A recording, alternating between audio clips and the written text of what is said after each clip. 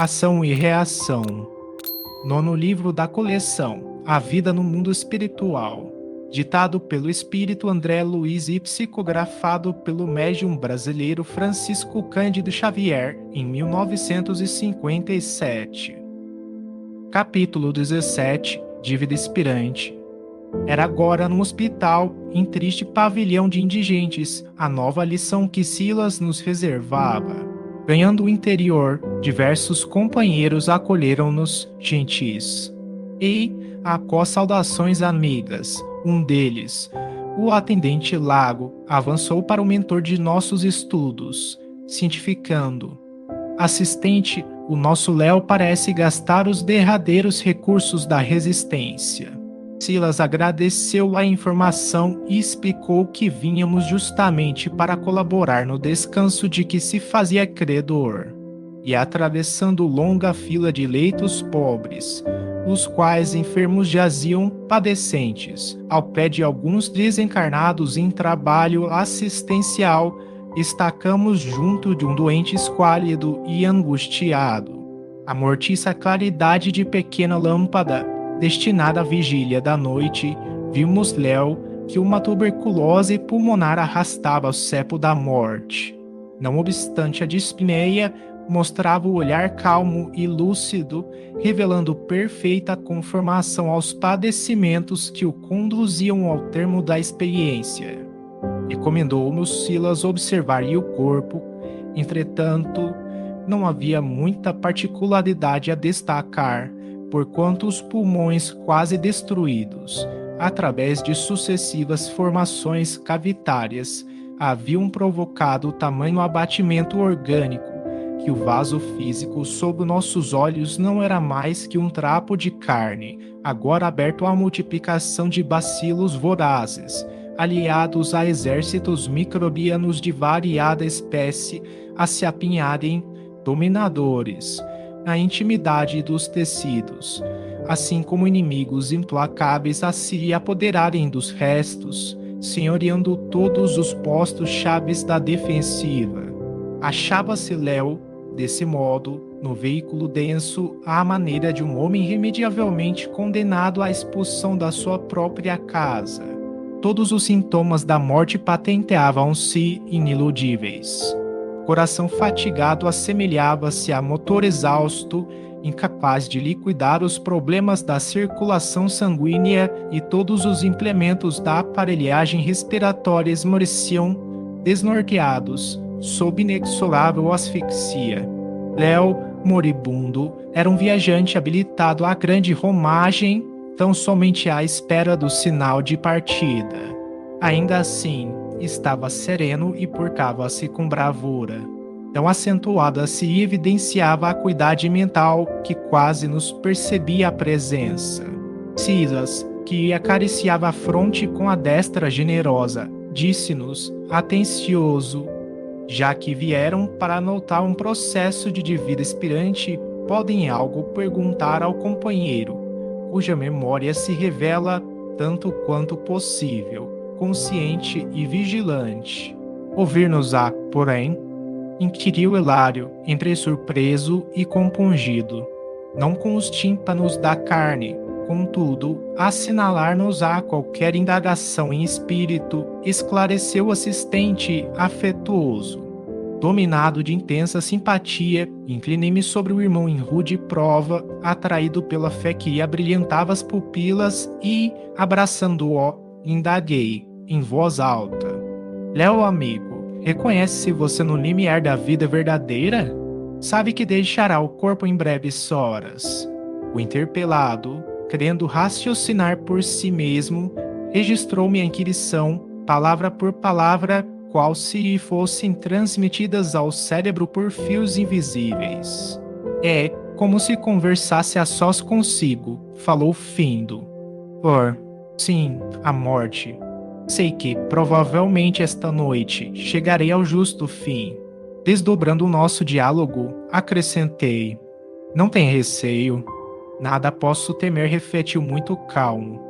E, movendo os olhos com esforço, buscou fitar na alva parede da enfermaria uma pequena escultura do Cristo crucificado, refletindo de si para consigo: nada posso recear em companhia do Cristo, meu Salvador. Ele também foi vilipendiado e esquecido. Terá vomitado sangue na cruz do martírio, ele que era puro, varado pelas chagas da ingratidão, porque não me resignara à cruz do meu leito, suportando, sem reclamar, as golfadas de sangue que de quando em quando me anunciam a morte, e eu que sou pecador necessitado da complacência divina? Você é católico romano. Sim, meditei na sublimidade do sentimento cristão, vivo e sincero, seja qual for a escola religiosa em que se exprima, e prossegui, afagando-lhe o peito opresso. Nesta hora de tanta significação para o seu caminho, sinto a ausência de seus familiares humanos. Ah, meus familiares, meus afetos. Respondeu, falando mentalmente. Meus pais teriam sido no mundo os meus únicos amigos. No entanto, demandaram túmulo, quando eu era simplesmente um jovem enfermo. Separado de minha mãe, vi-me entregue aos desajustes orgânicos.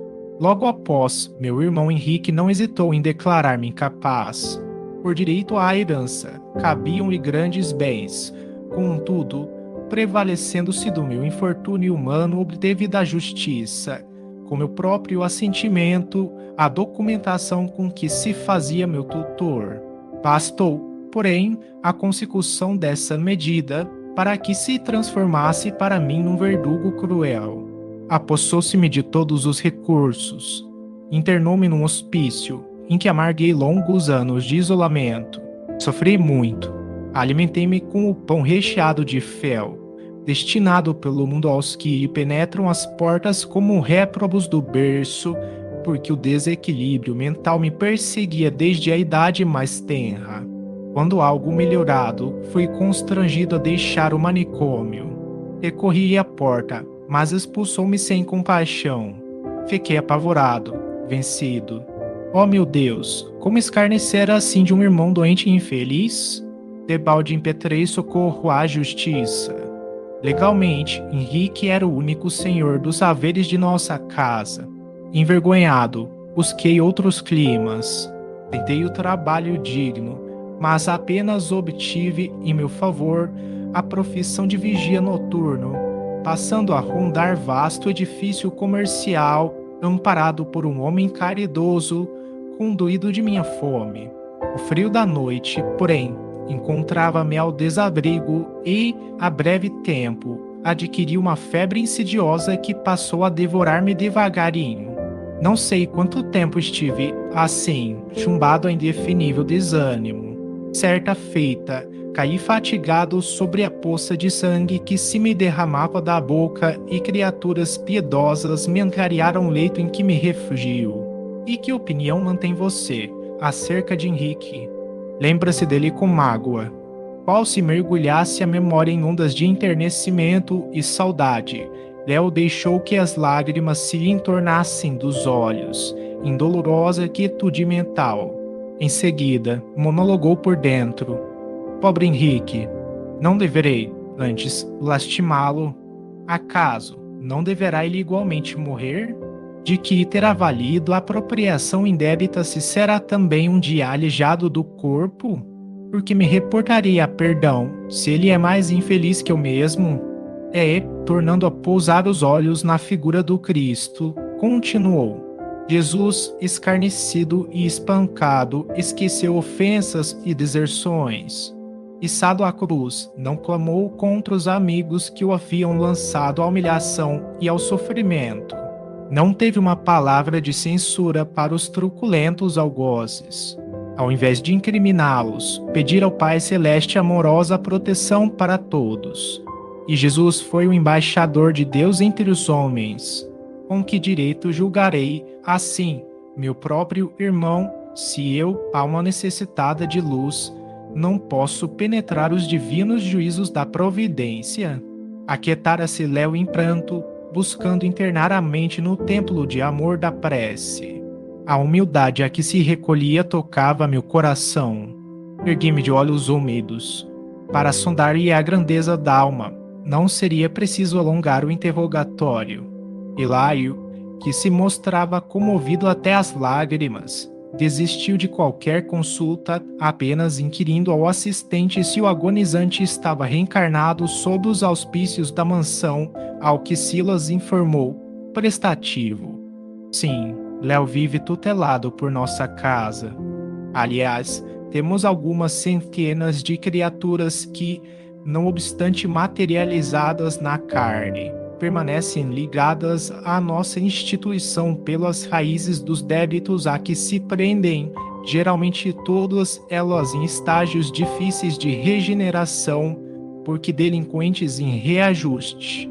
Renascem no mundo sob a guarda de nosso estabelecimento socorrista, mas naturalmente ainda enleadas, de certo modo, aos parceiros do pretérito, com cuja influência tomam contato, consolidando as qualidades morais de que necessitam através dos conflitos interiores que podemos classificar como sendo a forja da tentação.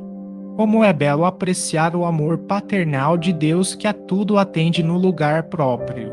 Clamou Hilário. Sem dúvida, considerou Silas. Sensatamente, a lei de Deus determina o progresso e a dignidade para todos. Sabem vocês que, via de regra, os desencarnados que se asilam na mansão constituem grande ajuntamento de criminosos e viciados. E, modificando a inflexão de voz, acrescentou: como eu mesmo. Ali recebemos atenção e carinho, assistência e bondade, reeducando-nos, às vezes, por muitos anos. Contudo, é imperioso observar que, recolhendo a generosidade dos benfeitores e instrutores que nos garantem aquele pouso de amor, apenas acumulamos débitos com a proteção imerecida, compromissos esses que precisamos resgatar, igualmente em serviço ao próximo. Todavia, a fim de que nos habilitemos para as tarefas do bem genuíno, é imprescindível purgar a nossa condição inferior, agravada na culpa, porquanto o conhecimento elevado, adquirido em nossa organização, vale mais como teoria nobilitante que nos cabe substancializar na prática correspondente para que se incorpore, em definitivo, ao nosso patrimônio moral. Isso porque, depois do aprendizado breve ou longo em nosso instituto, somos novamente internados na esfera da carne e, aí, é óbvio que, apesar de protegidos por nossos mentores, deveremos sofrer a aproximação dos antigos comparsas de nossos delitos para demonstrar aproveitamento e assimilação do amparo recebido.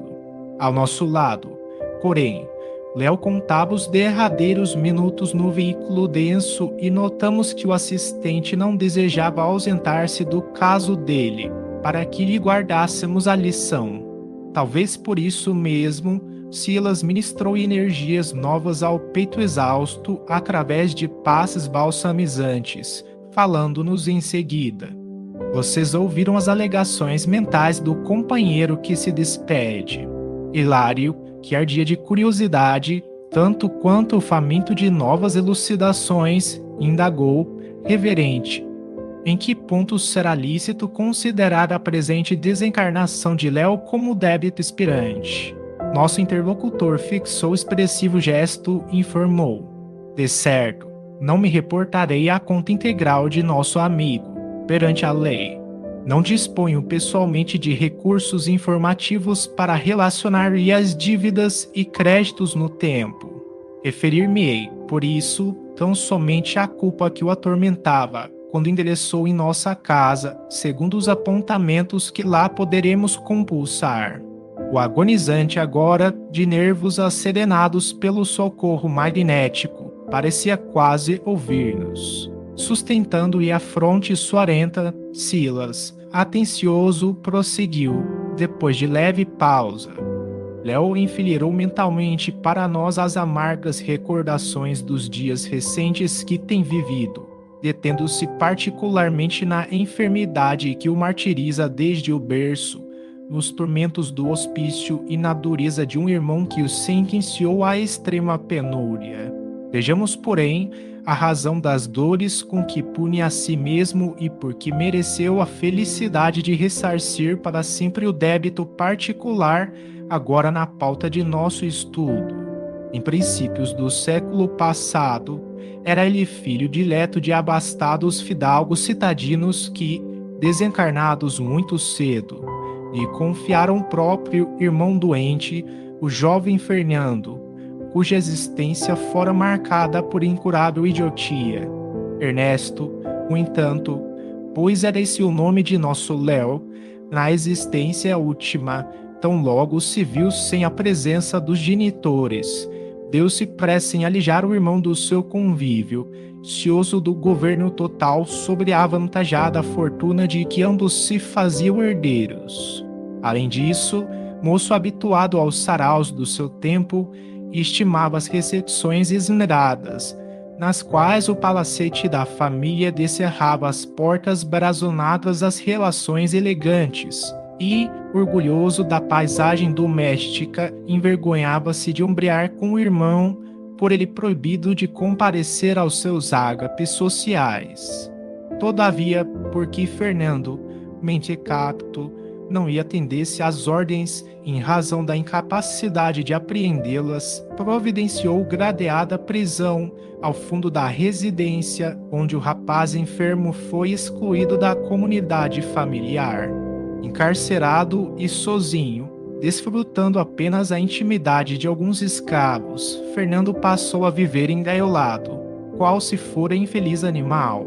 Enquanto isso, Ernesto, casado, dava largas aos caprichos da mulher em extensas viagens de recreio, nas quais desperdiçava seus bens em jogatinas e extravagâncias. Depois de algum tempo, esgotado nas finanças de que podia dispor, apenas conseguiria reequilibrar-se por morte do mano irresponsável. No entanto, o jovem mentalmente enfermo dava mostras de grande fortaleza física, não obstante certa bronquite crônica que muito o incomodava. Observando-lhe o desequilíbrio respiratório, Ernesto planejou levá-lo à moléstia mais grave, na esperança de remetê-lo com rapidez ao sepulcro, recomendando aos servos que o libertassem todas as noites um grande pátio em que Fernando repousasse ao relento. O moço, porém, denotava enorme resistência e, embora sofresse consecutivas crises de sua moléstia, assim exposto à intempérie, durante quase 2 anos superou valorosamente a provação a que fora submetido. Entre mentes, padecia Ernesto o cerco de angústia econômica sempre mais grave que somente o quinhão amoedado de Fernando, entregue ao comando de velhos amigos, conforme a vontade paterna, poderia solucionar. Em razão disso, envelhecido pela fome de ouro, certa noite liberou 2 escravos delinquentes, algemados em seu domicílio, sob a condição de se exilarem para terras distantes e, após vê-los partir sob o nevoeiro da madrugada, buscou o leito do irmão, enterrando-lhe um punhal no peito inerme. Na manhã seguinte, ante o choro dos servos, aí mostrarem o cadáver, fê-los admitir que os cativos fujões teriam sido os autores do crime e, inocentando-se com astúcia, entrou na posse dos bens que pertenciam ao morto, com plena aprovação dos magistrados terrestres. Foi assim que, apesar de regalada existência na carne, ao aportar no além-túmulo atravessou extensa faixa de expiações. Fernando, o irmão desditoso, com absoluta magnanimidade esqueceu-lhe as ofensas. No entanto, vergastado pelos remorsos, Ernesto entrou em comunhão com impassíveis agentes da sombra que o fizeram presa de inomináveis torturas, por se recusar a segui-los nas práticas infernais, conservando no imudar uma lembrança da vítima através da percussão mental do arrependimento sobre os centros perispiríticos. Enlouqueceu de dor, pagando por vários lustros em tenebrosas paisagens, até que, recolhido à nossa instituição, foi convenientemente tratado para o reajuste preciso. Não obstante recuperado, porém, as reminiscências do crime absorviam meu espírito de tal sorte que, para o retorno à marcha evolutiva normal, implorou o regresso à carne, a fim de experimentar a mesma vergonha, a mesma penúria e as mesmas provas por ele infligidas ao irmão indefeso, pacificando, desse modo, a consciência intranquila. Amparado em seus propósitos de resgate por eminentes instrutores, tornou ao campo físico, carreando na própria alma os desequilíbrios que assimilou além do sepulcro, com os quais renasceu alienado mental, como o próprio Fernando no passado recente, tendo amargado, na posição de Léo, todos os infortúnios por ele impostos ao irmão debilitado e infeliz. Ressurgiu, dessa forma, na esfera carnal, desditoso e doente. Cedo conheceu a orfandade, foi colhido de surpresa pela secura e vilania de um irmão insensato que o filiou no ambiente sombrio de um manicômio e, para não faltar particularidade alguma ao quadro expiatório, padeceu como o guarda noturno frio e os temporais a que expusera a vítima indefesa. Entretanto, pela humildade e paciência com que tem sabido aceitar os golpes reparadores, conquistou a felicidade de encerrar em definitivo o débito a que nos reportamos. Porque mudecesse o orientador, preocupado em atender ao agonizante, então banhado pelo suor característico da morte, Hilário indagou: assistente, como entender que o nosso companheiro está liquidando a dívida a que se refere? Pois não vem, observou Silas, admirado. Indicando a grande hemoptise que começava, ajuntou: qual Fernando, que desencarnou com o tórax perfurado por lâmina assassina, Léo igualmente se despede do corpo com os pulmões em frangalhos. Contudo, pelo procedimento correto que adotou perante a lei, atravessa o mesmo suplício, mas no leito, sem escândalos destrutivos, embora esteja vertendo o próprio sangue pela boca, tal qual sucedeu ao mano espezinhado e vencido. Cumpre-se o aresto da justiça apenas com a diferença de que, em vez do gládio de ferro, temos aqui batalhões de bacilos assassinos. Talvez porque nos visse o assombro ante a lição, ocupado embora na assistência ao moribundo, rematou com um grave tom de voz: quando a nossa dor não gera novas dores e nossa aflição não cria aflições naqueles que nos rodeiam, nossa dívida está em processo de encerramento. Muitas vezes, o leito de angústia entre os homens é o altar bendito em que conseguimos extinguir compromissos ominosos, pagando nossas contas, sem que o nosso resgate a ninguém mais prejudique.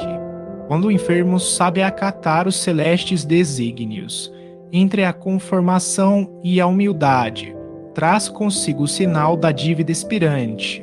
Silas, contudo, não pôde continuar. Léo, em oração, debatia-se nos estertores da morte.